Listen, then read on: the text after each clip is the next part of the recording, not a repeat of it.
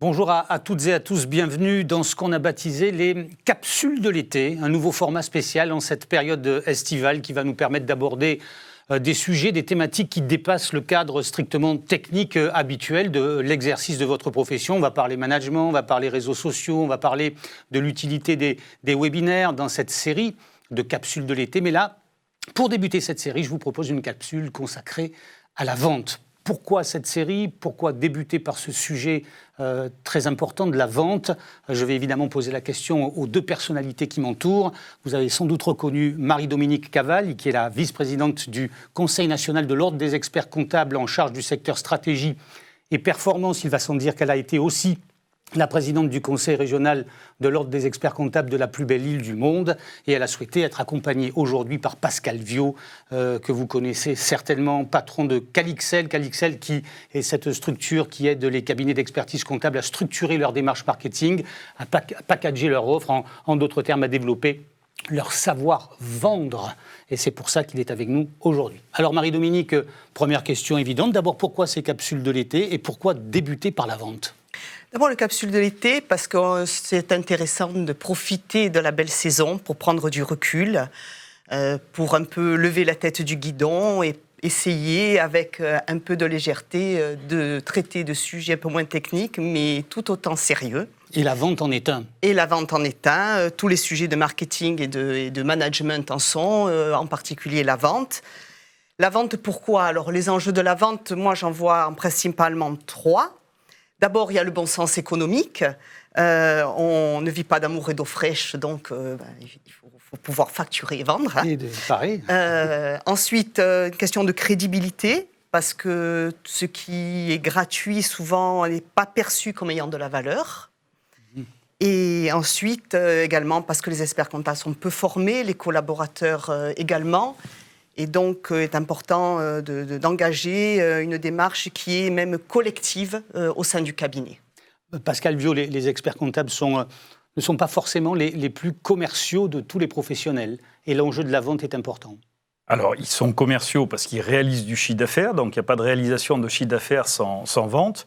Après, lorsque nous avons rédigé le guide du marketing pour le congrès de 2015, nous rappelions que la démarche marketing commercial, c'était 3 étapes consécutives. D'abord, une étape du marketing de l'offre, conception de l'offre de mission du cabinet. Deuxièmement, la communication, visant à développer l'image, la notoriété du cabinet, mais également à promouvoir l'offre. Et enfin, troisièmement, la vente, puisque communiquer n'est pas vendre. Et lorsque l'on pense un peu de manière confortable qu'il suffit de communiquer pour vendre, on fait l'erreur. Si l'on veut vendre, si l'on veut générer du chiffre d'affaires, vendre des missions, par exemple, complémentaires, exceptionnelles, il faut effectivement vendre. Et communiquer ne suffit pas. Et vendre des services, vendre des conseils, vendre de la matière intellectuelle, c'est très compliqué à facturer. Et c'est pour ça qu'on consacre ces quelques minutes à ce sujet. On entre dans le vif du sujet, on va le faire d'une façon un peu originale. Vous allez voir.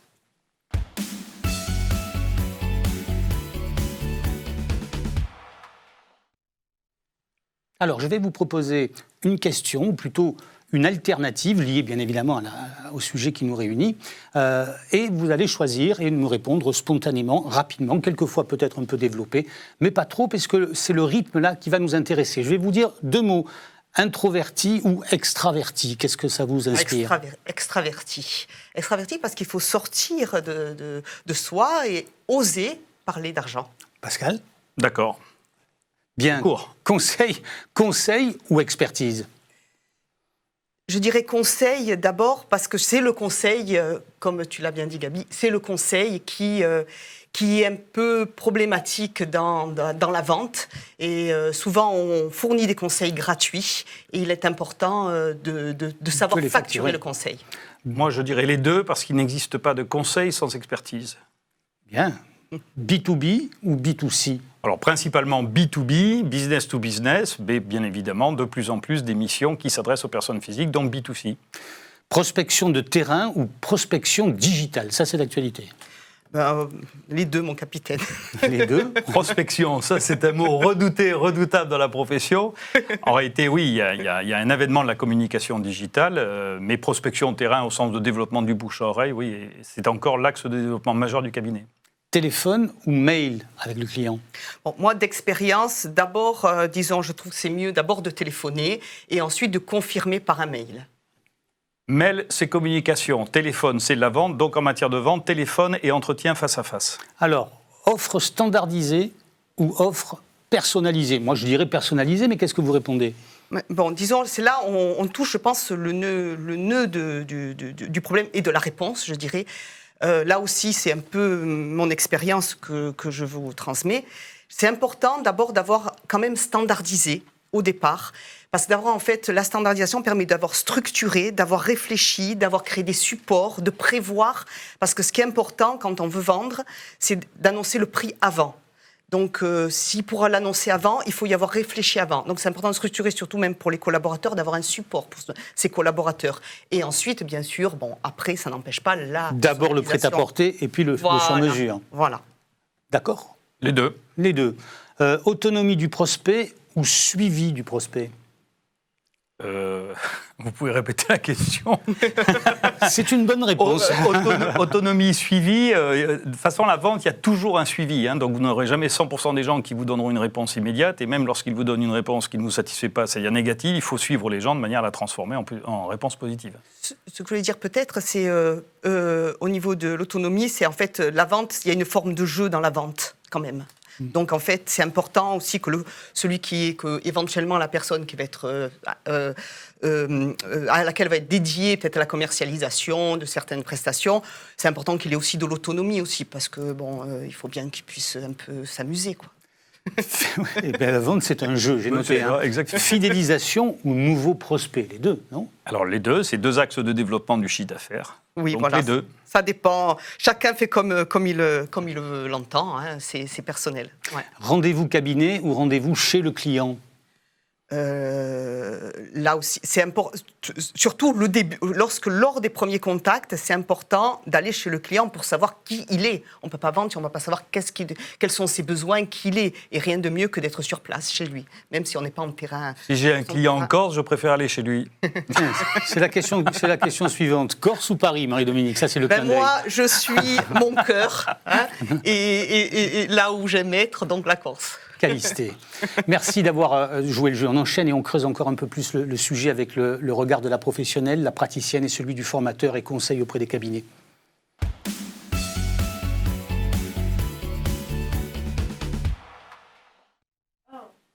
Pascal, est-ce que vous avez constaté que la fonction vente s'était peu à peu développée dans les cabinets ou au contraire, est-ce qu'on reste sur des positions un peu anciennes? Je trouve que ça évolue très lentement, mais peut-être parce que les cabinets ou la profession n'en ont pas véritablement encore besoin. Donc je constate que la fonction vente reste encore atrophiée dans les cabinets. Il suffit de voir les ressources qui sont allouées à la fonction marketing et la fonction communication par rapport à celles qui sont allouées à la fonction vente pour s'en convaincre. Est-ce que pendant la période 16 mois de crise sanitaire, est-ce que la fonction vente a évolué? En tout cas, est-ce que la manière d'aborder ce sujet de la vente a été impactée? Vous savez, pendant la période de crise sanitaire, on a surtout essayé d'aider les clients qui étaient parfois dans des situations un petit peu de crise même personnelle et psychologique. Donc je pense pas obligatoirement, ça a été plus dématérialisé de fait à cause du confinement. Voilà. On était plus dans l'urgence, dans l'accompagnement que dans la démarche de vente. Et pourtant, on en a eu des nouvelles missions pendant cette période-là. Mais il y a des cabinets qui ont très bien vendu pendant ces périodes-là. Vous savez, toutes ces périodes stressantes, anxiogènes, déstabilisantes sont porteuses d'opportunités. Donc le distanciel a connu un coup d'accélérateur incroyable via notamment les webinaires. Et vous avez des cabinets qui ont transformé ces webinaires destinés initialement à informer les clients en des webinaires de promotion de vente, voire de conquête de nouveaux clients.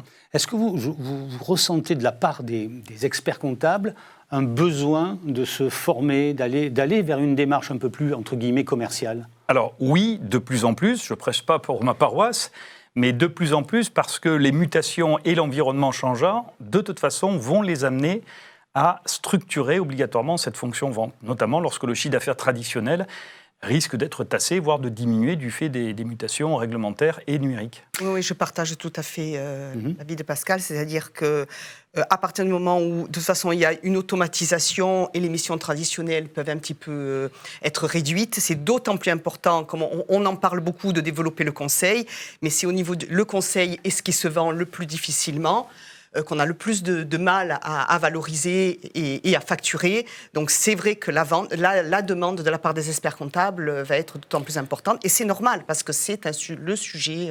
Alors on entend cette petite musique de la part des experts comptables qui disent « Moi, je fournis déjà de nombreuses prestations et je le fais souvent à titre gratuit. Je délivre des conseils, mais c'est un peu compris déjà dans le package et le client ne comprend pas. Qu'est-ce que je dois faire quand je sous-facture ou quand, en tout cas, j'ai le sentiment de sous-facturer ou de vendre déjà à titre gratuit? Qu'est-ce que je dois faire? » Alors d'abord, l'erreur est humaine. Le tout, c'est d'apprendre de ses erreurs.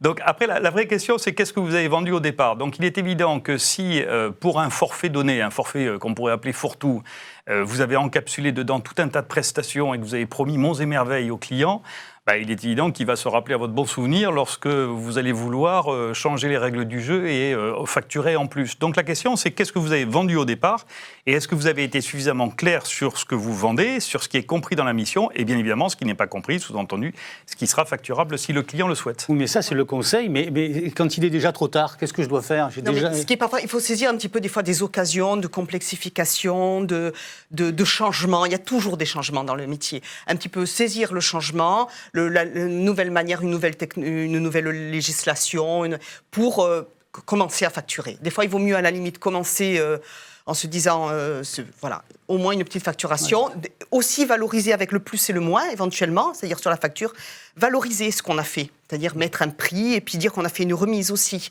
Ça, c'est un moyen au début de commencer à habituer le client au fait que, quelque part, on lui a donné un service qui avait une valeur.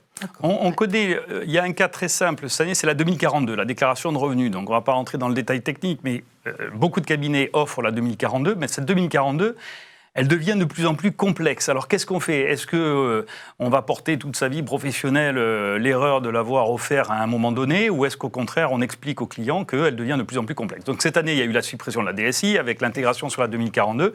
Il est normal que le cabinet facture cette complexité croissante. Est-ce que tous les clients vont l'accepter avec le grand sourire? Certainement pas.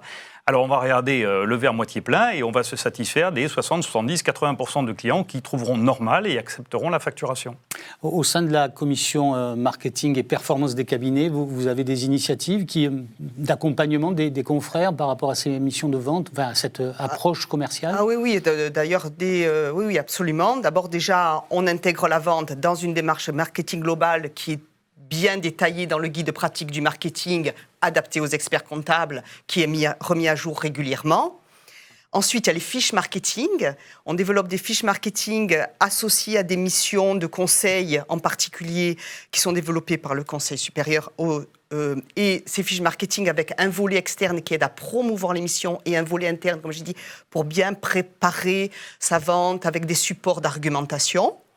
Et enfin, des formations, des conférences. Vous faites feu de tout bois. On va très rapidement s'intéresser à quelques règles d'or de la vente, tout simplement, en cabinet.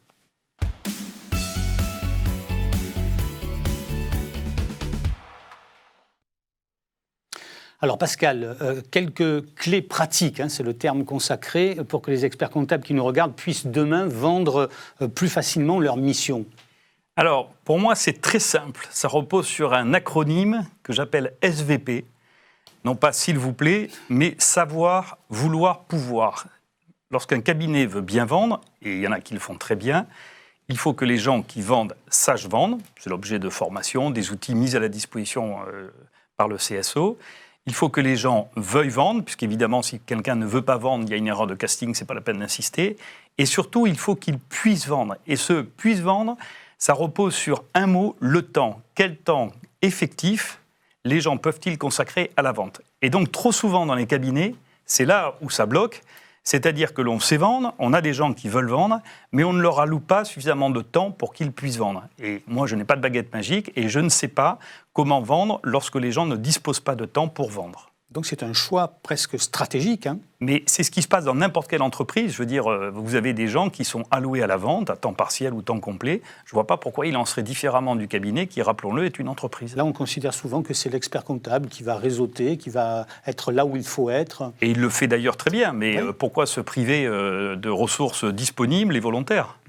Marie-Dominique Cavalli, dans la période actuelle, c'est un peu plus compliqué de vendre. Même il y a le rebond là, qu'on espère. Non, mais moi, je pense qu'en fait, ce qui est important, c'est d'être convaincu de l'utilité des services qu'on délivre. Voilà, à partir du moment où on est convaincu de l'utilité des services qu'on délivre et que ce sont vraiment utiles, il n'y a pas de même pour des petits budgets, si on sait que la contrepartie pour le client va être bénéfique et qu'on a bien réfléchi aux arguments, il n'y a pas de raison qu'on ne puisse pas vendre. C'est ça, c'est le conseil que vous donnez. Arrivez chaque fois à montrer noir sur blanc quel est le gain pour le client de la mission qu'on lui propose. Si vous ne démontrez pas le gain d'une mission, vous ne pourrez pas défendre son prix. Donc, il y a une équation toute simple. La vente d'une mission, c'est la satisfaction du besoin. À partir du moment où le client a des problématiques, des difficultés, et que vous lui apportez des solutions sous la forme d'une mission, et qu'il en a pris conscience, puisqu'il n'en a pas toujours pris conscience, lorsqu'il en a pris conscience, à ce moment-là, vous pouvez défendre votre... Ça veut dire faire une simulation, ça veut dire voilà la situation actuelle, voilà l'état des lieux, situation après avoir travaillé avec vous sur telle problématique, voilà le gain. Oui, c'est ça. Alors, moi, je pars toujours du postulat que le client ne sait pas ce dont il a besoin. Voilà, mais ce qui est la réalité, hein. Et plus c'est technique, plus c'est complexe et plus c'est le cas. Donc il faut d'abord éduquer le client, c'était le chapitre 25 du guide du marketing, éduquer vos clients. Et lorsque le client a pris conscience de problématiques qu'il sous-estimait ou dont il ignorait l'importance, à ce moment-là, vous êtes en mesure de défendre votre prix. Si vous ne faites pas cela, je ne vois pas comment vous défendez votre prix. Éduquer le client, vous pouvez juste préciser ? Oui, le former, le sensibiliser à des problèmes qu'il méconnaît ou qu'il ignore. Par exemple, la 2042, n'importe qui, enfin c'est un petit peu le message d'ailleurs qu'on entend dire, n'importe qui est capable de faire sa 2042, mais nous savons, nous professionnels, qu'une 2042, c'est quelque chose de complexe. Nous savons que la conduite d'une entreprise, c'est quelque chose de complexe. Nous savons que l'optimisation de charges sociales, fiscales, c'est quelque chose de complexe. Le client peut ne pas le savoir, c'est normal, c'est pas son métier. Eh bien, à nous de l'éduquer, de le sensibiliser à cette complexité, et lorsqu'il aura pris conscience de cette complexité, à ce moment-là, nous pourrons défendre le prix. Le problème, c'est que quelquefois, ils refusent. Et ça, c'est pas agréable. Oui, qu'est-ce qu'on fait ? Il faut accepter le non. Il faut accepter que parfois il y ait le non, parce que le non d'aujourd'hui, ça peut être le oui de demain. Et il ne faut pas se dire que c'est définitif. Il faut au contraire être satisfait de ceux qui ont su dire oui. Voilà, il ne faut pas avoir peur de cette partie-là. Et il faut je pense qu'il faut faire preuve quand même de courage et de persévérance dans le travail. Surtout qu'en plus, des fois, c'est même eux qui posent des questions. Donc, il faut vraiment, je dirais, faire de la vente sans complexe. Hein, voilà. Puisque on répond à leurs questions. C'est le titre de notre capsule. Quand le client refuse, on baisse les bras ? Certainement pas. D'abord, le 100% de oui, ça n'existe pas. Donc, arrêtons de le rechercher. Le meilleur moyen de l'obtenir, c'est effectivement de ne pas vendre, donc ce qui ne serait pas une solution. Donc, il est normal qu'il y ait des gens qui disent non. Et on dit toujours d'ailleurs d'un commercial ou d'une commerciale qu'il ou elle est optimiste, puisque un non aujourd'hui peut se transformer en oui demain. D'où l'intérêt du suivi dont on parlait tout à l'heure. Dernière question. Souvent, les experts comptables ont des complexes et par rapport à la vente d'une mission. Ils considèrent souvent que ce sont d'autres professionnels qui sont mieux placés qu'eux. Par exemple, mission retraite, ils considèrent que ça va être peut-être un assureur qui va être mieux placé qu'eux. Qu'est-ce que vous leur conseillez ? Moi, j'appelle ça un biais cognitif et je leur conseille de corriger ce biais cognitif. Je veux dire, on ne sait pas d'où ça vient. Moi, je considère que l'expert comptable, c'est un formidable chef d'orchestre qui est capable, avec son client, d'aborder n'importe quelle problématique, que ce soit celle de son entreprise ou les problématiques du dirigeant personne physique. Voilà. Alors après, il n'est pas expert de tous ces domaines, mais il est expert de l'ensemble. Et je pense que c'est un positionnement unique sur le marché dont il devrait effectivement profiter. Un ensemblier. Et vous lui conseillez d'aller au congrès du Conseil national de l'ordre des experts comptables. Nous avons encore des belles surprises sur ce sujet, sur le sujet de la vente. Donc soyez attentifs à ce qui va se passer au congrès, parce que vous pourrez encore avancer sur le sujet. Début octobre à Bordeaux. Voilà pour cette première capsule. On aurait pu parler pendant des heures de la vente. Allez au congrès, vous aurez d'autres compléments d'information. Et puis, adressez-vous aux permanents et aux élus du Conseil national de l'ordre des experts comptables. Et là, vous aurez toutes les informations sur mieux savoir vendre. Bonne journée à tous.